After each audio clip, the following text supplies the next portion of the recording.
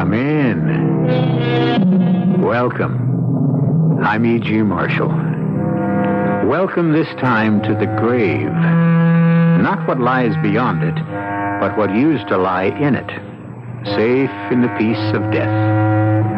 Unless the resurrectionists were abroad. Do you know what a resurrectionist is, or was? Well, no matter. By the time this tale is told, you will. Not by me, but by the man who did tell it some 100 years ago. Let me introduce you to Cameron Fergus. A glass of rum, in heaven's name, landlord. It's cold enough in here to send a man to the grave. And the grave's no place to be. No place to be at all. Begin or end it all with the fact that I am a drunkard, an alcoholic. I've been so ever since I can remember, 30 years or more. I do not like remembering. It's why I drink. There is no excuse for my existence. I am worth nothing to anybody, except I'm afraid to die. Afraid to be laid fresh in the grave because I fear my body will not lie there in peace, no more than my soul. So I try only to stay alive and forget. There is no hope for me anywhere in this world or in the next.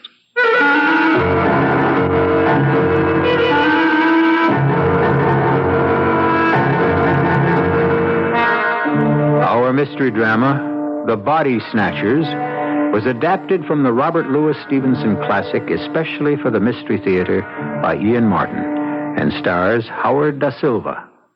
It is sponsored in part by Anheuser-Busch Incorporated, Brewers of Budweiser, and Buick Motor Division. I'll be back shortly with Act One.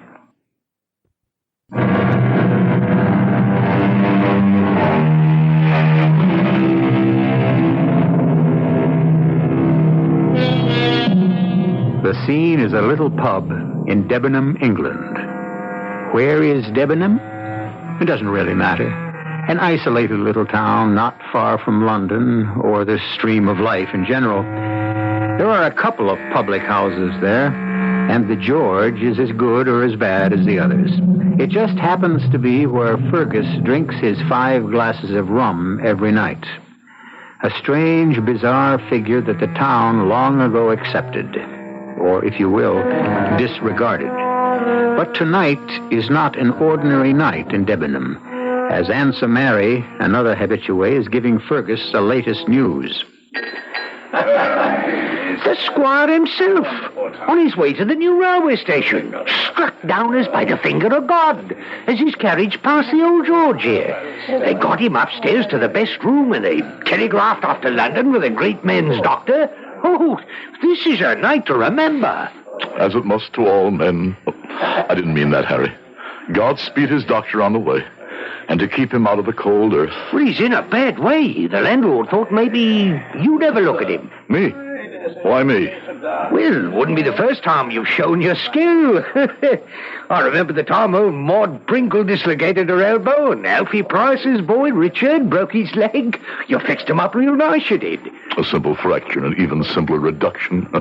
Any farmer could have taken care of either. Well, not like you did. Not by a long shot.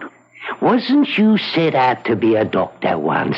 Or maybe even got to be one? Why don't you learn to mind your own business, Harry? Well, no offense, old chum. Most of them years we've been drinking together, and did I ever hold back anything from you? Some of us are by nature open. Others keep ourselves to ourselves. Not that anybody could ever say I had anything to hide. I sat there looking down to the bottom of my glass, swirling that last memory-drowning drink of rum, and thinking to myself the size of the lie I had just said. Oh, it had a kind of truth. Nobody in Debenham could say I had anything to hide. But I knew what black sins I had to hide from the world.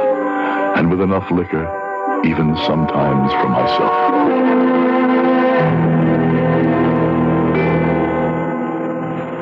Well, listen to that, Fergus, will you? 11's. And our innkeeper isn't here to chase us out at closing time. Too busy upstairs poking his big nose into the great doctor at work, trying to bring the old squire back to life. Not much chance of that, I'd say. You sneaked up and had a look, did you? Well, I tried, but no luck. Door shut fast. But I saw the squire on the way in before you got here. His face was all blown up like a balloon, and red as one of them lobsters. How was his breathing? Well, when they brought him in, he wasn't breathing not at all.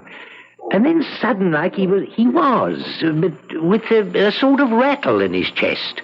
After that, maybe a minute or so, he stopped again. Chain strokes. What's that you say? Classic symptoms, apoplexy. Probably irreversible. The breathing pattern formalized as a syndrome by Dr. John Chain, a countryman of mine, and Dr. William Stokes, an Irishman by birth. A sure forerunner of cardiac failure. All them big words, you lost me. Did I? No matter. Your prognosis is probably as accurate as his physician's will be.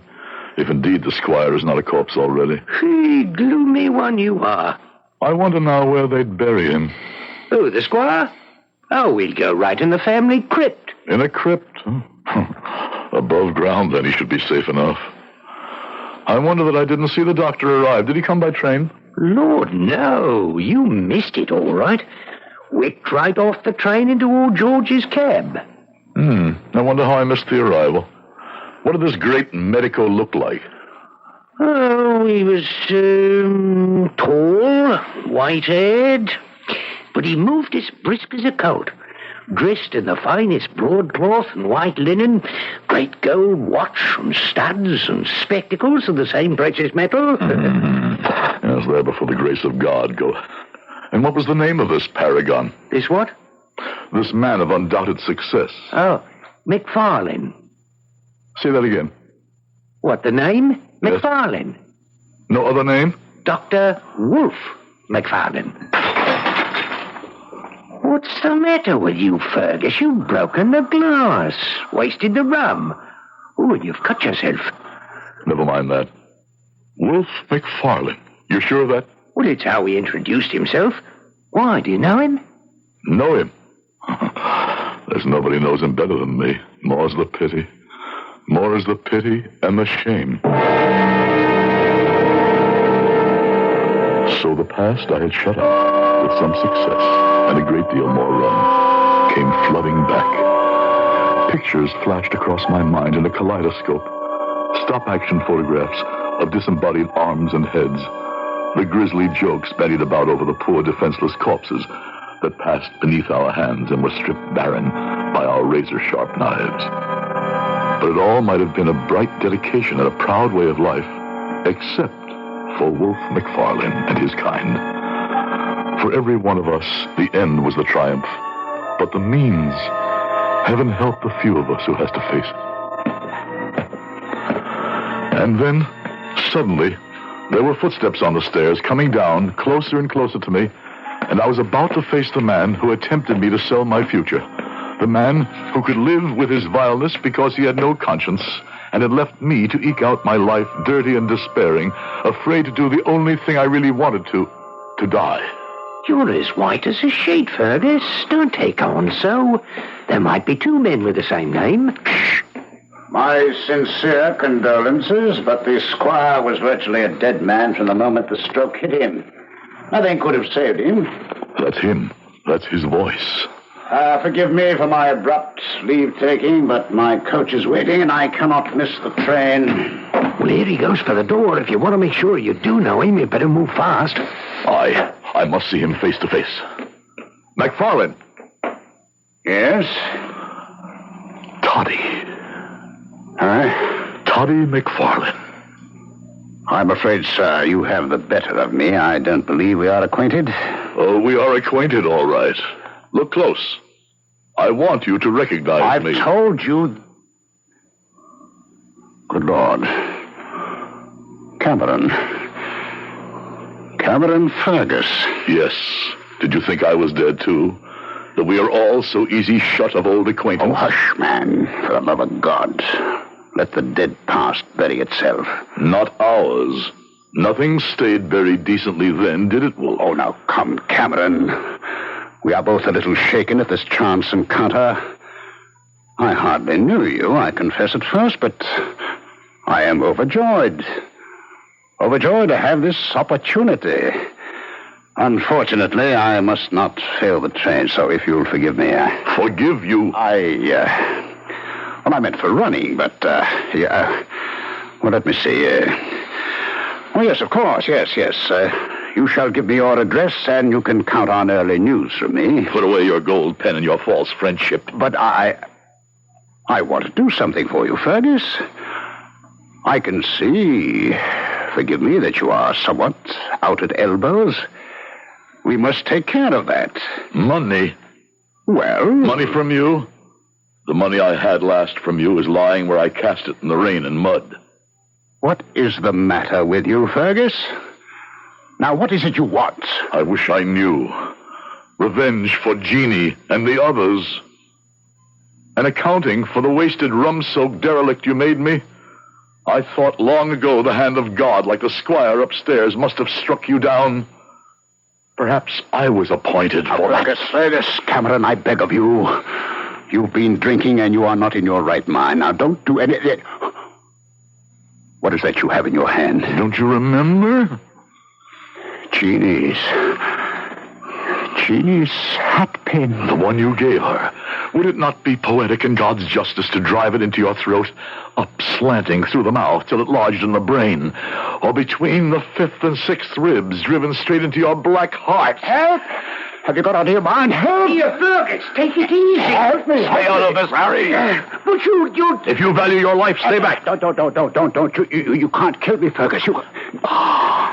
You're right, I can't. I should, but I can't. Get out of my sight.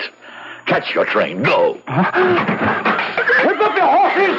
We want to take that train! Lord above, Fergus, what got into you? Put that long hat pin away. That's a dangerous instrument. More like one of them Italian stilettos. It was Jeannie's. Yes, sure it was. Some pretty sparklers, all right. Must have cost a pretty penny, too, but let's put it away and sit down and have a nice little snort for the road, eh? Yes, drink. Get me drunk. Wipe it out, the past. Let me sleep. And if only I could never wake again. Yes, right as rain, old chummy. Yeah, just what the doctor ordered. That's a funny one, all right. With all the doctors around this night. Like the gentleman who just left. Don't call him gentleman. Well, I mean, when a man's become a doctor... No matter what he thinks he's become, that devil is what he began. A resurrectionist he began. And in his heart, that's the way he'll die. A resurrectionist? It's a profession that flourished in the early 19th century. Profession, did I say? It was rather a crime. The more familiar names are ghoul, grave robber, body snatcher, the conscienceless night people who provided cadavers for the medical schools, the cold-blooded legion of the damned who, if a corpse was not to be found, provided a fresh one from the living. I'll return shortly with Act 2.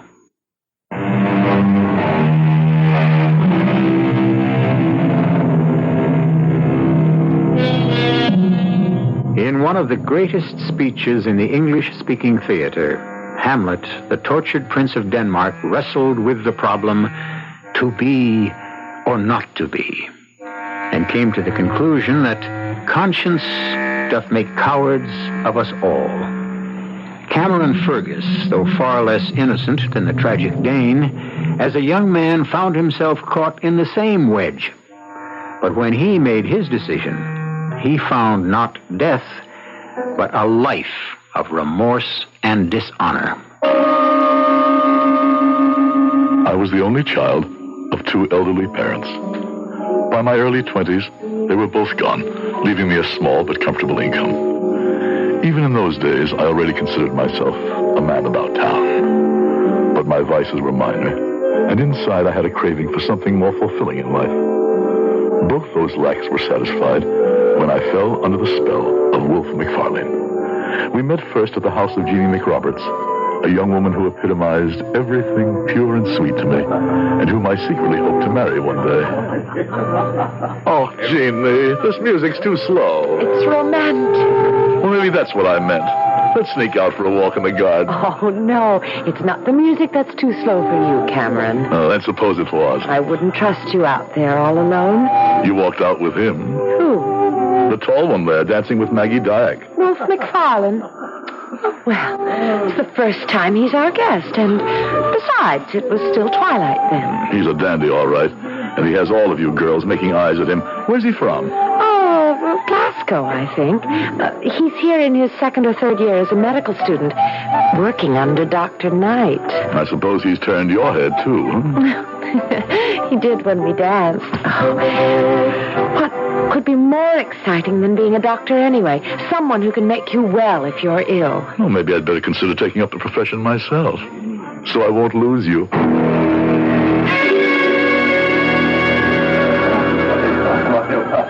So, Cameron, you've a taste for being a doctor, eh? I can think of no higher calling. Well, that's flattering. Have you the talent for it? I stood high in my class at the university. Oh, you've a brain, all right, I've no doubt.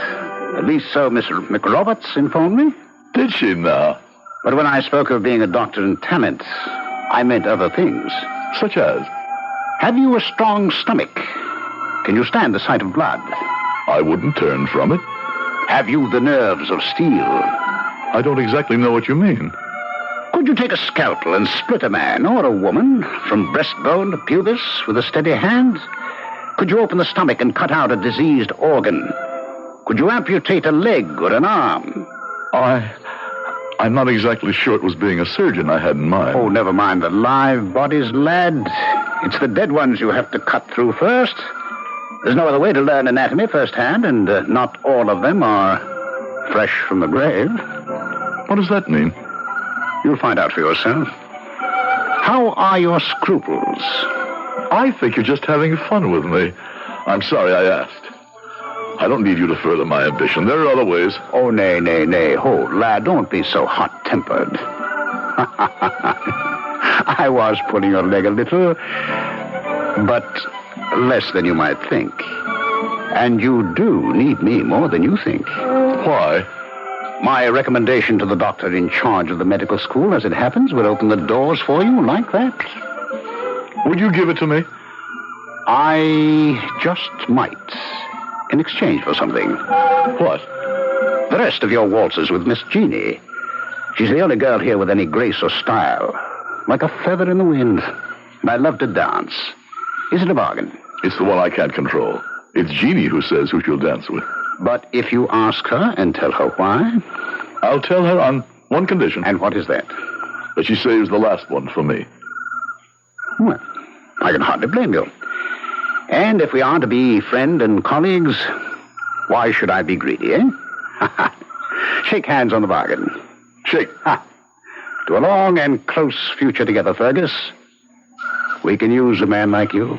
I take that as a compliment. Thank you, sir. Thank you.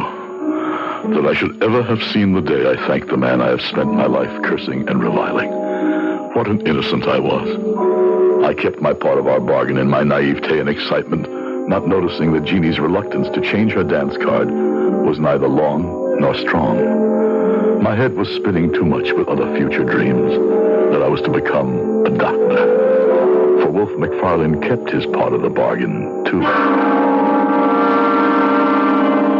So, Wolf, this is the young man you've spoken so highly of. Only because he deserves the recommendation, Dr. Kirk. He's a man we can use in more ways than one. Splendid. We're always in need of recruits, Mr. Fergus. Wolf here tells me you are a young man with a fine taste for a night of romping and wake up bright-eyed and clear-headed of a morning with no hangover, either physical or mental. Well, that makes us three of a kind. And that's what it takes to make a mark in our profession, lad. Stamina, staying power. We have to do many things that would make an ordinary mortal's blood run cold. If you'll try me, sir, I don't think you'll find me wanting. Well spoken, Cameron Fergus. I like you. What do you say, Wolf? Shall we make him one of us? My vote is aye. Well, then so is mine. I leave it up to you to initiate him into the mysteries and secrets of his new profession. But softly, slowly, mind you. We can't scare him off till he's well hooked, eh? We must show the best side before he sees the worst. You're very kind, Dr. Kirk, but I know you're only testing my resolve. How could so noble a profession have a bad side? Well, Dr. Kirk meant only, I'm sure, that it has a difficult side. No, to be sure. No prize worth winning can easily be come by. Work hard, and let Wolf here help you over the rough spots. For my money, you couldn't have a finer guide. A finer guide, that much was true. A guide to hell and damnation. But I'd never have realized it then. Wolf was my friend, mentor, and convivial partner. I found that I was a natural doctor, nay, more than that, perhaps a surgeon. But in that field of medicine lay all the seeds of disaster. For to study anatomy, one needs a body, and you cannot practice on a live one. I was not so innocent that I didn't know the answer to that. But it was not till the end of my first year, when I moved in with Wolf, that I had to face it.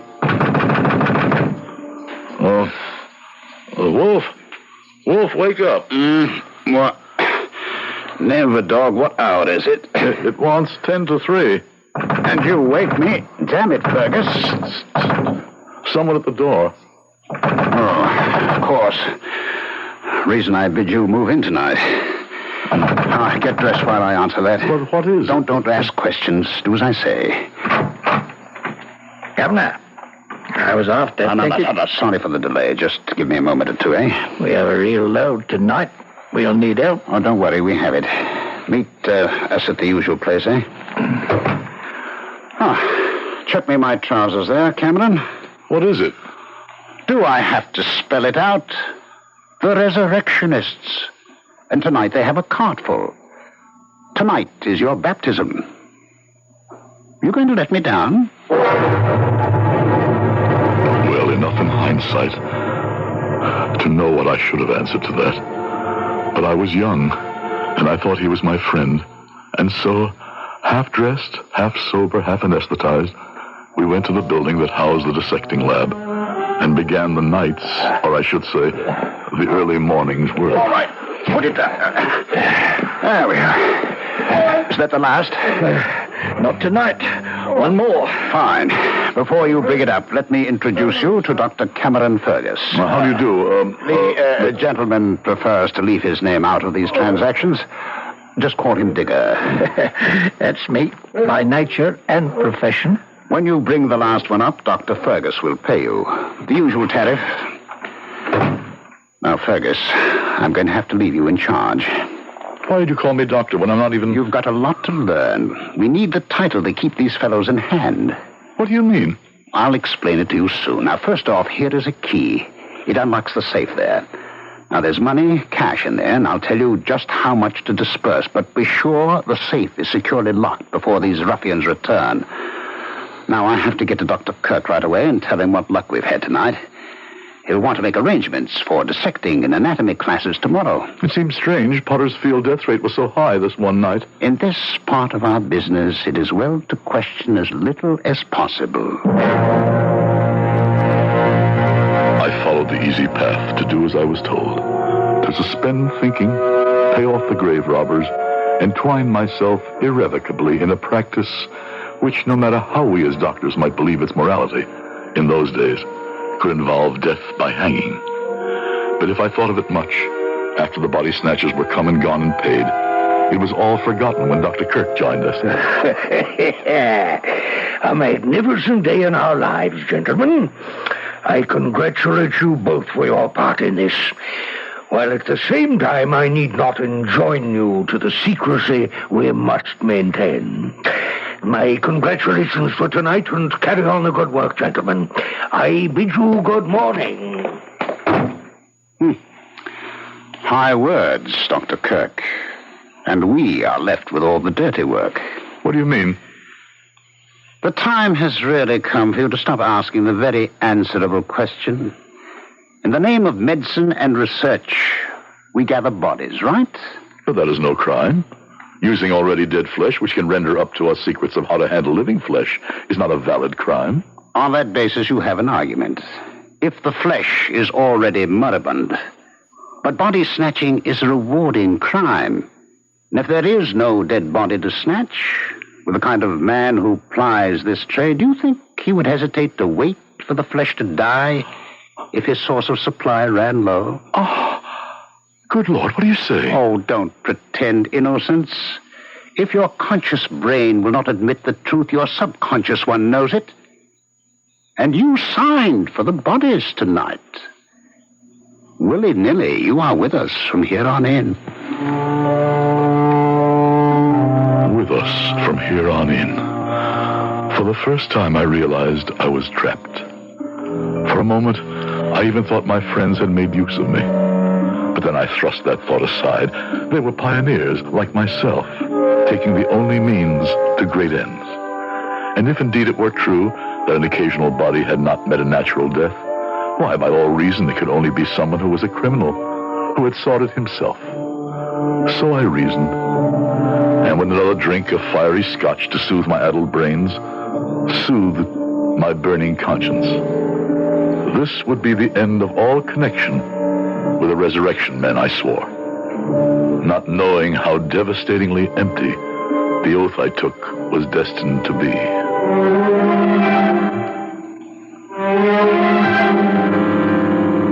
Poor Cameron Fergus, lulled into the crime of accessory after the fact, controlled by men wiser in the ways of vice than he, who would soon involve him as accessory before the fact, and even worse. I'll return shortly with Act 3. This is WBBM, Chicago. Most doctors of those days were not about to be troubled by the material they dissected. Only the few who trafficked in procuring the illegal material were involved in matters of conscience. And most of them, sad to say, found rich enough rewards to still what small worm of morality might squirm within their hearts. The resurrectionists were well paid, and the men who bought the dreadful merchandise each made their own defenses. But I lean on you and Wolf, Cameron boy. You're my right and left arms. A constant supply of cadavers is the prime necessity of the school. I know, but where they come from is... My boy, that's no question for us. They bring the body, we pay the price. Quid pro quo, they say in Latin. But, sir, let's have no more buts, Fergus. No questions, for conscience sake.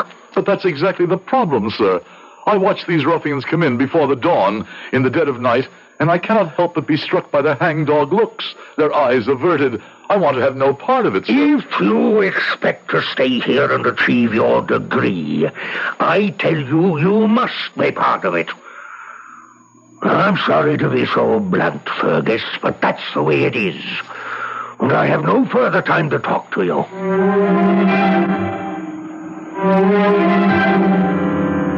Wolf, help me. We are condoning, nay, even promulgating murder. Fergus, you think too much. Accept your duty and concentrate on learning to be a doctor, not a policeman. And what is my duty? Take what is brought, pay the price, and avert your eyes from the evidence of any crime. What decisions I might have made in my first revulsion, I'll never know. For at that time, Jeannie came back, and the renewal of our acquaintance put everything else out of my head. She was fascinated about my future as a doctor, the future of all of us. I'd rather have you tell me about Paris and Rome. Oh, that's all for the future. What I want to know about is the present. How soon will you be a doctor? I'm afraid that takes a little time. And Dr. McFarlane, how is he? Well, though he's nearer it than me, doctor is still a courtesy title. I wish you'd tell me all about your lives, and what they're like. It's not a subject for a girl. Well, Wolf McFarlane didn't mind talking about it. Well, that's his business. If you'd prefer him... And don't be a silly boy. And don't be jealous. I'm only interested because he's become your friend. The more fool I that I thought he was. He'd already been a beginning, but now he was to be the cause of my complete downfall. It happened so casually. One afternoon after work in the lab, I dropped into a neighborhood tavern to meet Wolf sitting with a small, pale man, dark eyes very close together, seemingly refined at the start, but to reveal himself later as coarse, vulgar, and vicious. The tales I could tell you about our old friend Toddy here. Toddy? Sure. Toddy McFarlane. Well, has he kept his nickname secret from all of you? It seems so. Why Toddy? Because every time we pulled off a rough one, we'd drink a toddy to our trickiness. Hey, Toddy? I wish you wouldn't call me that. Drink up and enjoy the good living it brings all of us. Oh, for God's sakes, watch your mouth. Well, now, will you listen to our preacher? Pay no attention to him, Cameron. Is that your given name? Yes, but... I may be a pretty bad fella myself, but Toddy here, Toddy McFarlane, could put us all to shame. Here, look, have a look at him. If looks could kill. Toddy hates me because I know too much about him. I told you don't call me that confounded... I'll call you as I please, and what can you do to keep my mouth shut, Toddy? Just look at him, Cameron Fergus. Did you ever see the lads play knife? He'd like to do that. All over my body. We medicals have a better way than that. When we dislike a dead friend of ours, we dissect him. Why I made that stupid, ugly joke, I'll never know. I longed to snatch the words back the moment they were said.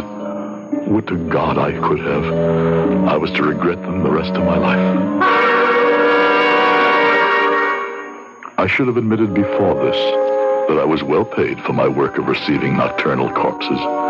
No questions asked. It was 3 nights after I had met Gray, and I was on duty at the empty dissecting rooms when... Come on, Fergus.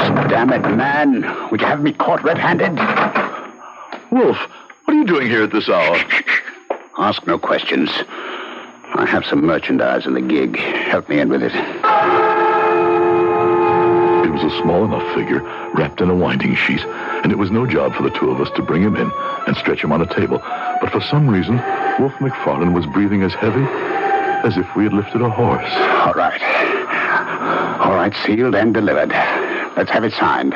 What? Get to the safe. I want you to pay me and give me the receipt. Since when did you turn resurrectionist? We're short of bodies, are we not? Nothing for the class to start on tomorrow? Come on. Let's get the transaction over with. Patience, man. We've the rest of the night. And your friend is in no hurry anymore. Sign the paper and give it to me. Well, don't you want the money first? The paper.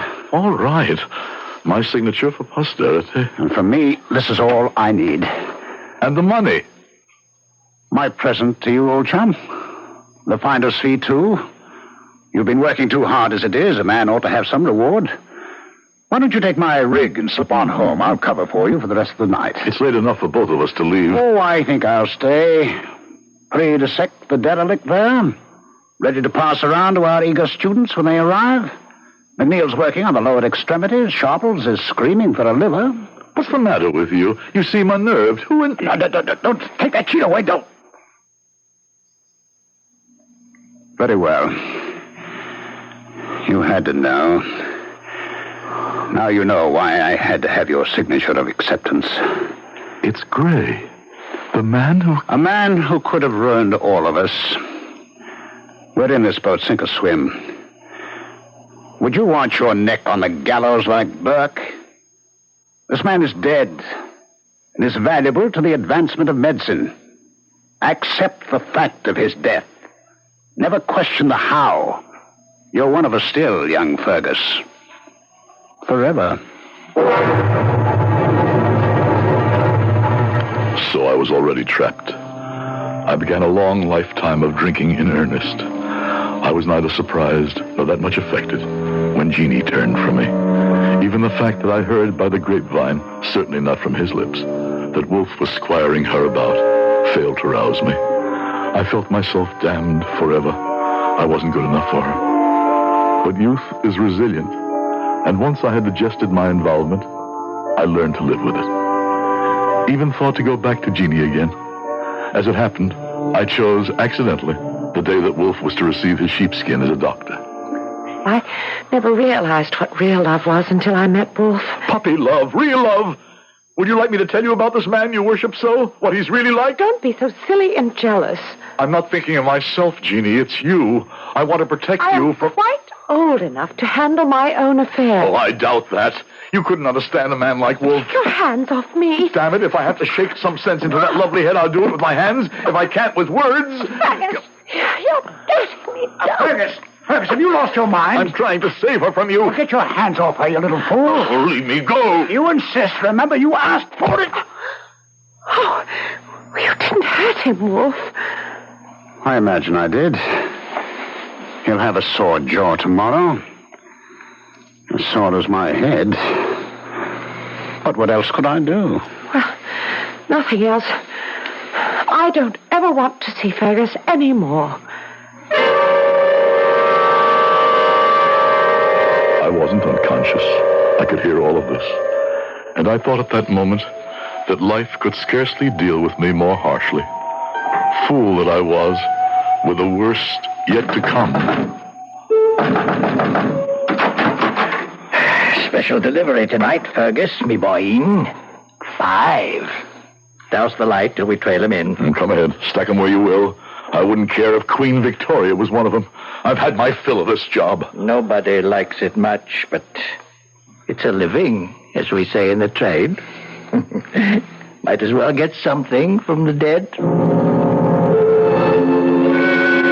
I went about my business mechanically, mind drugged by liquor, body reacting out of sheer habit, and then...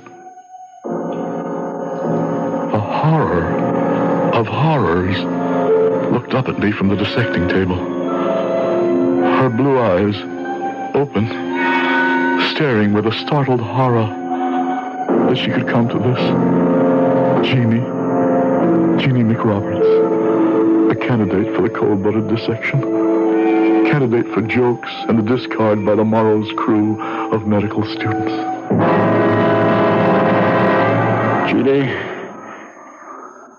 I'm just as horrified as you, Fergus. She died no natural death. There were marks of violence on her, possible strangling. But why? I can't tell you why, or guess at least. She was pregnant. She was carrying a child. How do you know? Dr. Kirk was with us first thing in the morning. Everyone attends dissections. Jeannie was with child. Do you suppose she killed herself? You know she didn't. Jeannie was murdered. I'm not going to let her die unrevenged. You're not suggesting I had anything to do with it. Exactly. I'd reconsider that statement if I were you. Oh. If anyone did kill her, and mind you, I'm not saying they did, you would be the logical suspect. She did spurn you. Yes, but... Let me remind you about the bodies that you have received for dissection and signed for, many of which you must have known died not natural deaths. Bray, for example. If you want to place any necks in the noose, go ahead. But give first a care to your own, my lad.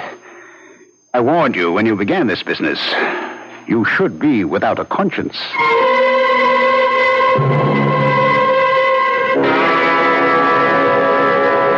He knew me too well, Harry. Conscience I had, but no courage. You mean that distinguished doctor who just left murdered the girl? Why not? An obscure Scottish girl he could never have married since his ambitions reached so high. Well, I'll tell you something, man to man. I'm surprised you didn't kill him right out of hand. If your story be true. Oh, the story is true, right enough. And the proof of it all is that I didn't. Here, finish your drink, old chap. Thanks. Oh, strong enough. False courage, maybe. I never had the real thing. Else none of all of this would have happened. Well, at least you had some conscience. Which finally has caught up with me. Here, what have you done? Jeannie's hatpin. The weapon of remorse. Good almighty, Fergus. You drove the hatpin straight into your heart. Here, let me help. By all means, pull it out, Harry. Oh. Don't hesitate. Pull it out. Good, now, grit your teeth now. There. Now that'll be better. Don't you believe it? Only thing might have saved me was to leave it there. Now I'm sure to die. One thing at least I did right in my life. Just that. Do me one favor, Harry. What's that? I've enough money. See me buried above ground in a strong, tight crypt. Don't let me be had at the last by the body snatchers. Wherever I go, let me go whole and accept my judgment. Whatever it is. Oh.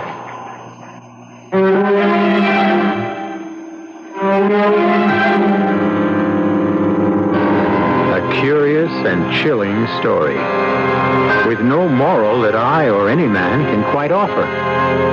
The raw material for the study of medicine that today has prolonged life by almost twice as much as could be expected in the last century is no longer needed so much. Thank heaven the ghoul, the body snatcher, and the resurrectionist man have passed from our lives, or deaths, since that was their concern. I'll be back shortly.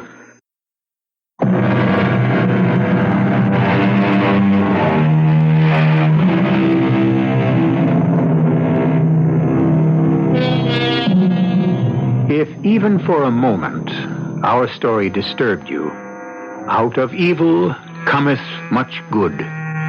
Every major disease, every broken bone, diseased muscle, nerve degeneration has had to be studied at length, at agonizing length, by the long list of doctors who have pioneered cures or treatments that we today take for granted. For whatever sins may have been committed in the past, they were a very small part in the march of medicine. And today, we are their beneficiaries. Our cast included Howard Da Silva, Patricia Elliott, Ralph Bell, Kurt Benson, and Ken Harvey. The entire production was under the direction of Hyman Brown. And now, a preview of our next tale. Well, I'm about a quarter of a mile into Van Frankenstein's woods, and it's pretty much Dulesville so far. I was just thinking how strange it is. Haven't seen any animals around. Wait a minute. I think I just heard something. Probably a rabbit. Hey, there it goes again. Weird. Everything's so deathly still, and then suddenly just the faintest whisper of a sound, like something dragging. Hey, who's there? Do you think you're frightening me? Okay, I'll go in after you. The eyes. I can see them glowing. My God, it can't be.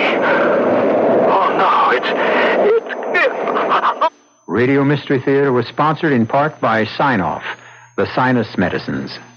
This is E.G. Marshall inviting you to return to our Mystery Theater for another adventure in the macabre. Until next time, pleasant dreams.